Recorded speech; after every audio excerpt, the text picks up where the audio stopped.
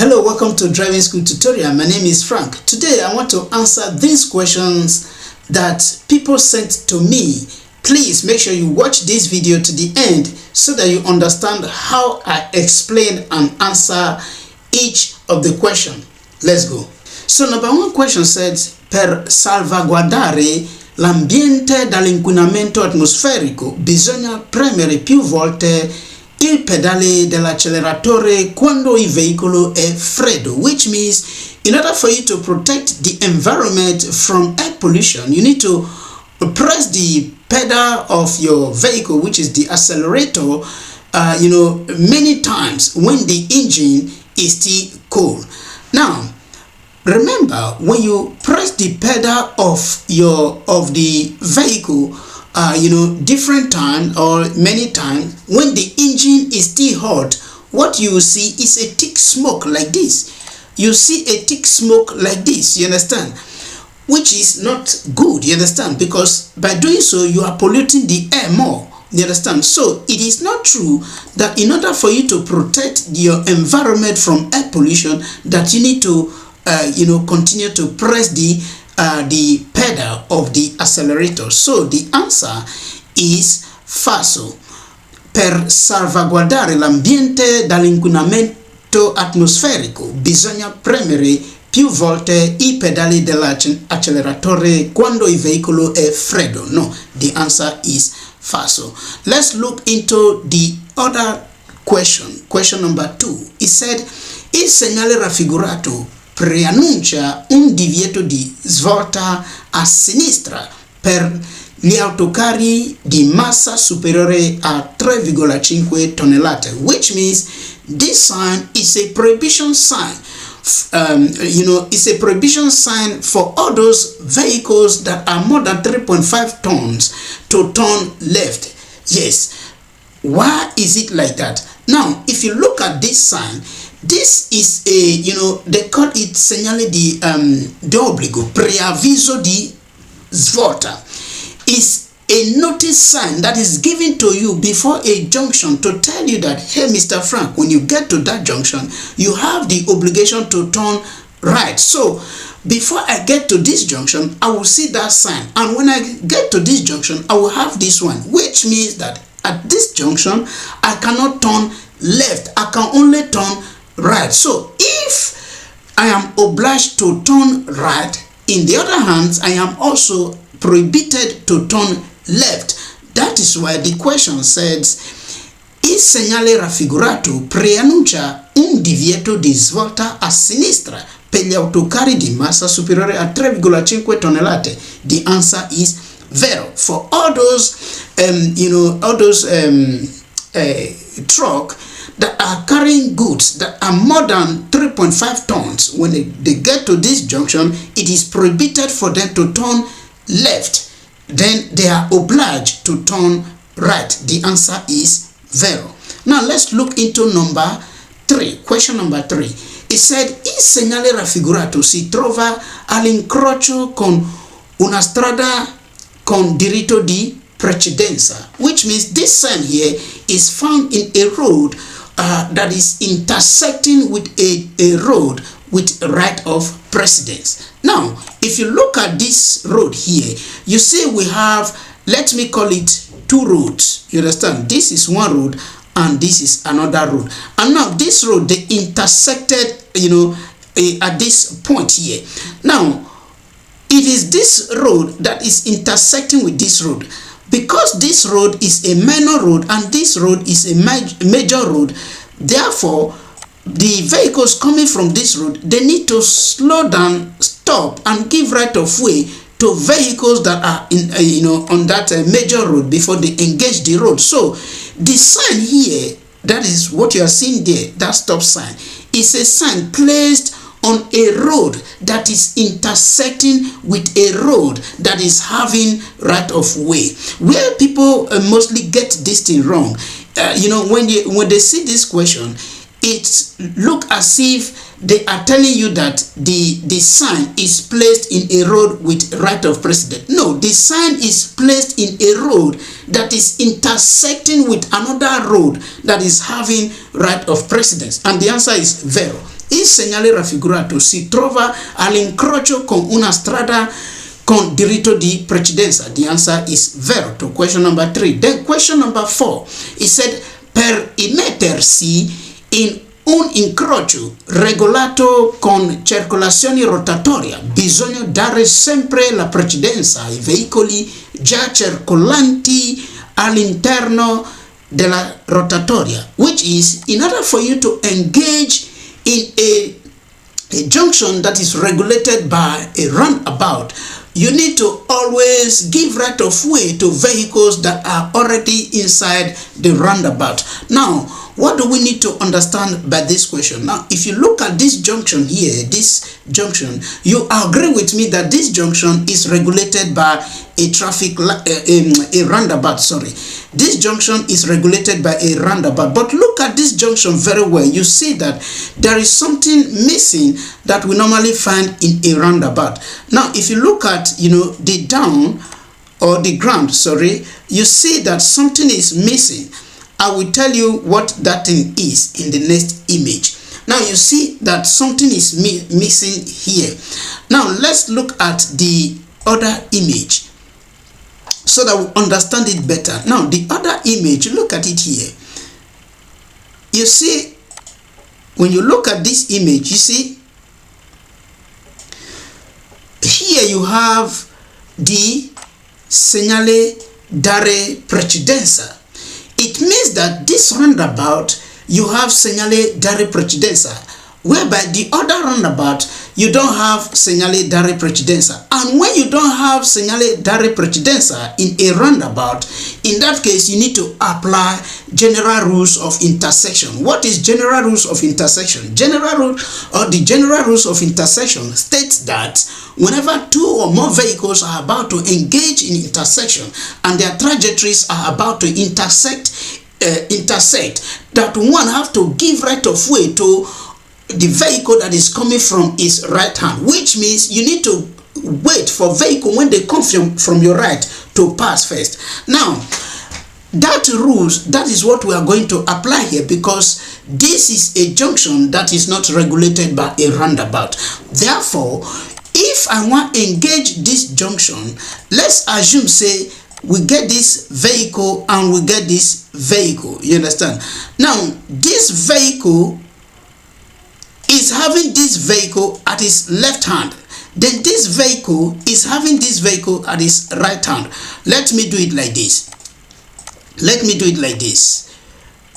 Vehicle A and vehicle B.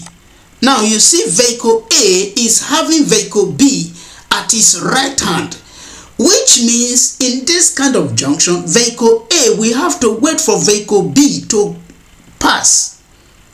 You understand? Before vehicle A can continue. Why? Because vehicle B is coming from the right hand of vehicle A. Is vehicle B not supposed to give right of way to vehicle A? No. Why? Because it's not having a sign that said so. You understand? But in the other image, it's having a sign that says give right of way to vehicle that is already inside the roundabout. Let's look at this roundabout here. Now, if you look at this roundabout here, you see that this vehicle here is having the dare precedenza sign. You see the triangle there, and this vehicle here is having the dare precedenza sign. If you look at it here, you see it here. So in this case, this vehicle that is engaging the roundabout, we have to stop here, wait to give right of way to this vehicle, for this vehicle to conclude its maneuver. But in the other roundabout, where you don't have what is it called, dare precedenza sign, then the vehicle that is inside the ring, we have to wait for you to pass. You understand? This vehicle here, before we name it A and B. So in this case, vehicle A, we have to wait in the middle of the roundabout for vehicle B to pass. Reason I just explained, vehicle vehicle B is not having dare precedenza sign.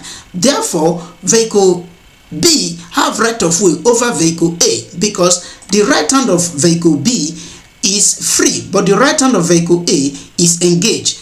according to the general rules of intersection. So you see, it is not true that you need to always give right of way to vehicle that is already circulating inside the ring. You understand? So the answer is falso. Per immettersi in un incrocio regolato con circolazione rotatoria bisogna dare sempre la precedenza ai veicoli già circolanti all'interno della rotatoria. Falso. Is not always. Why? Because the reason for me to give right of way to vehicle that is already circulating inside the roundabout is a sign that is given, and when that sign is not given, I will have to apply the general rules of intersection.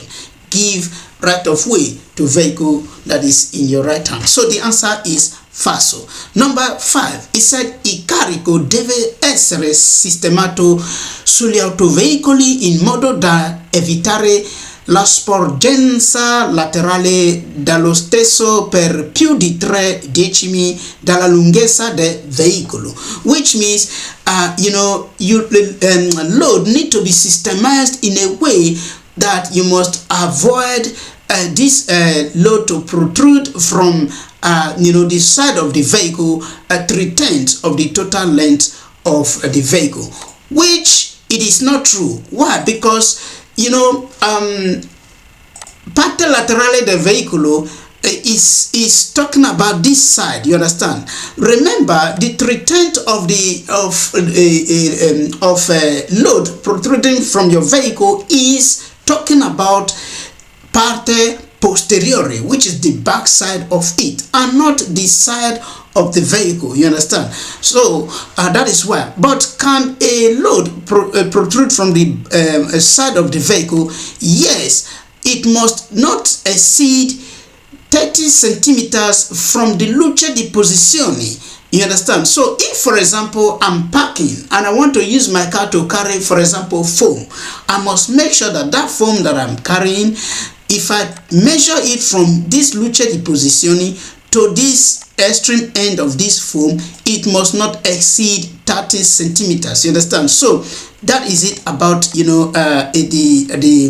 load protruding from the side of your vehicle. So the answer is falso, because that 3/10 of that load is not talking about the side, rather the the back of the vehicle, which is parte posteriore. So the answer is falso. Il carico deve essere sistemato sugli autoveicoli in modo da evitare la sporgenza laterale dallo stesso per più di 3 decimi dalla lunghezza del veicolo. No, the answer is falso. Question number 6.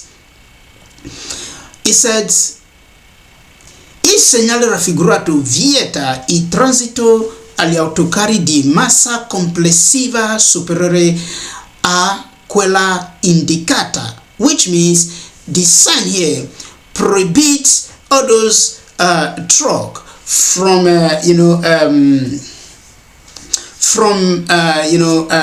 all those truck with this the mass that is exceeding this value here indicated here to pass through that road. Now that is not correct, because take note, this value here is referring to the axle of that vehicle, which is, for example, look at it here. This is the axle of the vehicle. Now, it's not referring to autocarro. Let's assume I am coming with a wheelbarrow, and the wheelbarrow, the axle of the wheelbarrow is more than 2.5 tons. I'm making an instance, although it's not going to be possible. Let's assume I'm pushing a wheelbarrow that the axle is more than a 2.5 ton. That wheelbarrow cannot pass, because it's referring to the mass of that axle, you understand, and not the one of autocarro or the vehicle, the total vehicle. No, it is the one that the axle is carrying. This is the axle of this vehicle. For example, now if the axle of this vehicle is more than 2.5 tons, it means that this vehicle cannot pass there. You understand? So the answer is falso. Il segnale raffigurato vieta il transito agli autocarri di massa complessiva superiore a quella indicata. No, it is falso, because it is not referring to autocarri di massa complessiva, complessiva superiore, but axle of that vehicle. So the answer is falso. Guys, if you like this video, please share it with your friends, and don't forget that you can join our Zoom classes. You have 2 days of free classes. So if you want to reach out to me, this is my number. You can reach out to me. You have 2 days of free classes to join our Zoom tutorial for you to understand how the class is going. Thank you for watching. See you some other time. Please don't forget to share this video, like it, and leave your comment in the comment section. And please, if you have sent me a question and the question is not among these questions, you can still reach out to me just to remind me. You understand? So that is it. Thank you for watching.